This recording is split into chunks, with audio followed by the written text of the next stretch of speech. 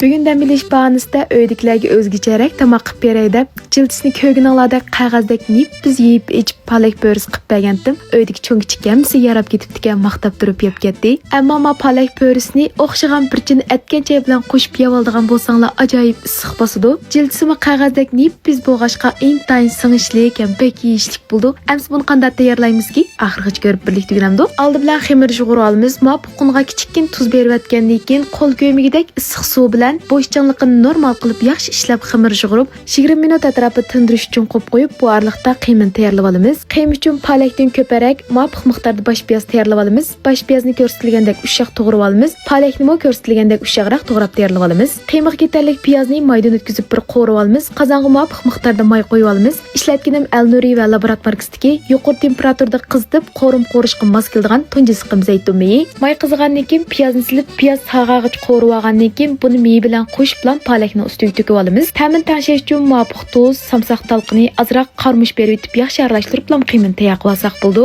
Orqadan tindirib olgan xamirni taqti qilib, odatdagi pittermantining xamirining zugulisidan sal cho'ngroq qilib uzib kesib olgandan keyin buni zugul qilib tindirish uchun qo'yib bir tarafdan xamirni ichib olamiz. Har bir tal xamirni ko'rsatilgandek mushnandek qog'ozdek biz yo'g'on qilib yeyib ichilib, ichiga muvofiq miqdorda qiyim silib ko'rsatilgandek tugib tayyorlab olamiz. Aras do'stlarimiz zaytun mayini qayerdan sotib olamiz degan inkoslar sal chiqib qoldi. Buni Al-Nuri va Laboratning har qaysi joylardagi maxsus setish do'konlaridan sotib olasizlar. Ko'rilarimizning hammasini tugib tayyorlab olgandan keyin buni pishirish bosqichiga o'tib ketamiz. Tegtuz qozon yoki tavumizni isib may qo'ymaymiz-da. Qozonni qizitib olgandan keyin to'rak o'tga tanshab, po'rni qozonga silib, ishkili yuzini o'rib-cho'rib, taxminan 3 minutlar atrofida pishirib olib olsak bo'ldi. Mana jiltisi ko'ginalardek bak nepiz emasmi? 3 minut tamoman pishib ketadi. Xam qolamo deb ansirab ketmasanglarmi bo'ldi-a? Mao Peter xamir emasmi? Birdan turgandan keyin jiltisining qetishman bo'lib qolmasligi uchun qiziq vaqtida ishkili yuziga takshi qilib seriq may surib olsanglar, po'ri texim yumshoq, qam yeyishlik bo'lgandan sirt uzoqroq qo'yib qo'ysanglarmi qetishman bo'lib qolmaydi. Odildagi xo'shnamga mishkital sunib bergandim, shularga bek yarab ketibgan maqtab turib yeb ketdi. Sizlar cho'qim bir sinab yiqinglar, o'rganib oldinglarmi?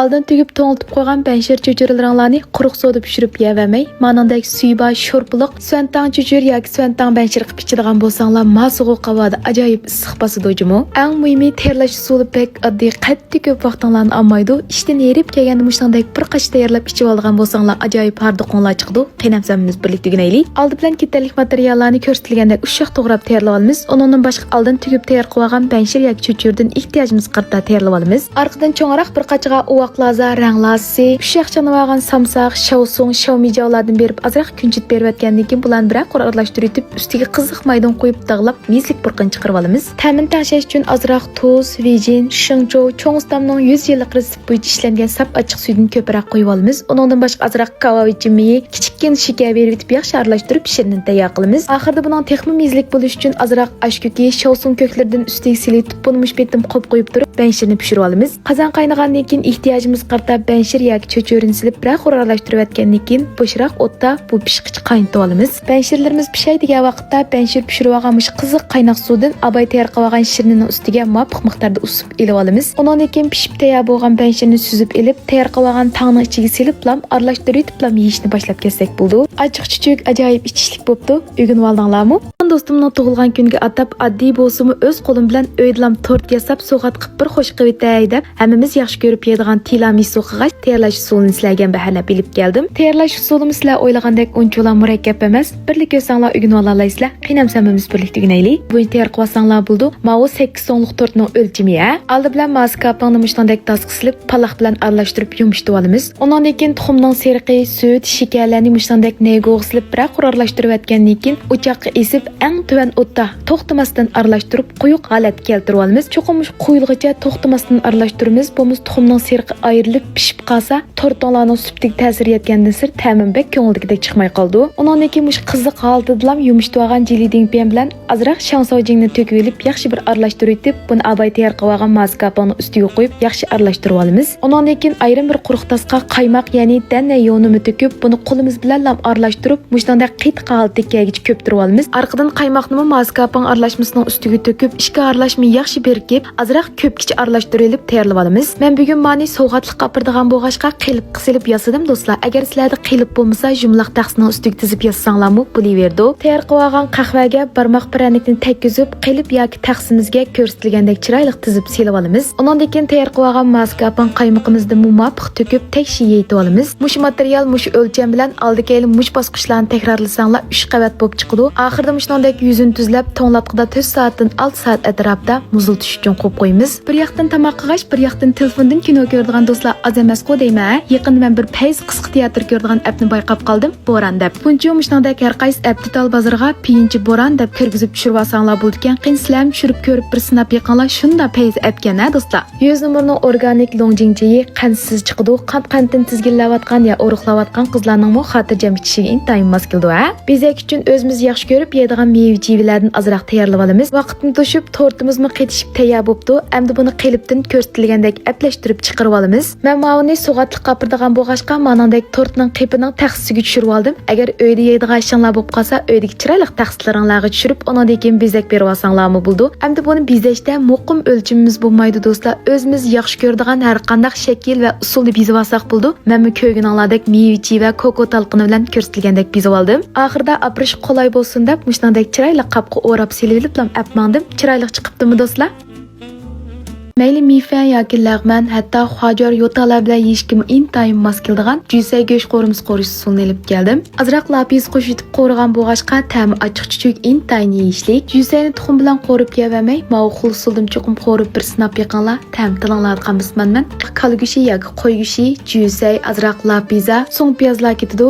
Agar lapiz sasam bek ochiq bo'lib ketam deb ansirab qolsanglar, buning o'rniga odatdagi qizil laz ishlatsanglar bo'ldi, ha? Lapizni suvg'ichlab yumshatib olgandan keyin anandan keyin to'g'rab tayyorlab olamiz, ha? Arqadan qozonni isib mopiq may qo'yib, may qizgandan keyin oldi bilan go'shtni silib, bir qo'rib qizillik quygandan keyin go'shtning tamlik pish uchun azroq kava için tuz berib, go'sht qizarg'icha yaxshi aralashtirib qo'raymiz. Undan keyin lapiza, so'ng piyozlarni silib, mizlik bir qichiq qo'raymiz. Arqadan qo'rimizning rangining chiroyli, ta'mining yeyishlik bo'lish uchun cho'ng ustamning changallardan cho'ng bir qo'shiq silib etib, buning qizil meychiqicha aralashtirib qo'rib olamiz. Arqadan muvofiq miqdorda suv qo'yib, tuvan nutqi tanshab 5-6 minut qaynatib, lapizni pishag'ach qo'rimning suyini miravrus bir pishirib olamiz. Undan keyin oxirida juysayni silib, tuz ta'mini tanshayotgandan keyin uzun qo'rib etmaymiz, bo'lmasa juysayning rangi o'zgarib ketadi. Juysay yumshag'ich 1 minut qo'ritiblam taxsiga olsak tayyor bo'ldi.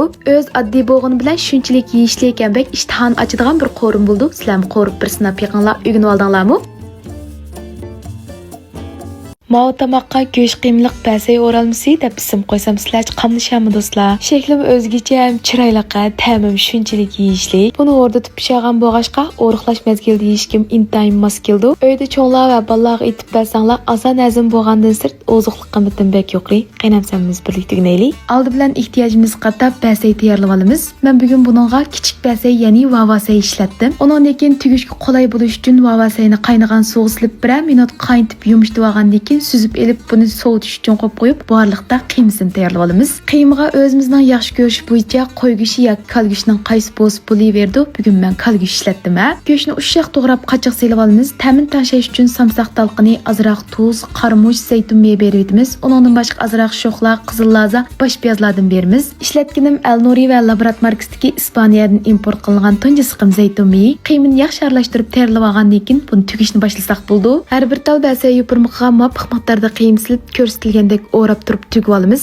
Zaytun may setib olmoqchi bo'lsanglar, Al-Nuri va Labratning har qaysi joylardagi maxsus setish do'konlaridan setib olasizlar. Mana mushtandek chiroyli tugib olgandan keyin tek tuzroq kelgan taqsimizga tizib silib olamiz. Undan keyin oziqlik qimmatining texim yuqori, texim yeyishlik bo'lish uchun 2 tal tuxumni ko'rsatilgandek yaxshi bir aralashtirib etib, ustiga tesh qo'yib olamiz. Arqadan buni qaynagan jimbilga silib 18 minutdan 20 minut atrofida dumlab pishirish uchun qo'yib, bu arliqda buning ustiga to'kadigan shirinni tayyor qilib olamiz. Yarim stakan suvga azroq uchiritib, rangining chiroyli chiqishi uchun nachtal alqat, yeshil rangli ko'ktatlarni azroq silitib, yaxshi aralashtirib shirinni tayyor qilib olamiz. Mana vaqtni to'shib, turmalma pishib tayyor bo'ldi. Endi tayyor qilib olgan shirinni ustiga tekshi bir quyib atgandan keyin dasturxon qo'ysanglar tayyor bo'ldi. Ta'mi chuchmalga moyil intayin yeyishlik o'rganib oldinglarmi? Tug'ib 40 ichidagi kutinish mezgilimizda ko'proq ichib berishimizga intayin mos keladigan mekyan sho'rpis qilish usulini olib keldim. Bu xil sho'rpini mayli o'zim tug'ib yotgan vaqtimda bo'lsin yoki tug'ib bo'lib bir yilgacha haftada bir ikki qatim chuqum ichatdim. Buning badandagi xo'rg'a energiyani tez asliga keltirib, quvvat to'liqlash roli intayin yaxshi. Tayyorlash usulim sizlar o'ylagandan ko'p oddiy, qiynamsamimiz birlikda deganaylik.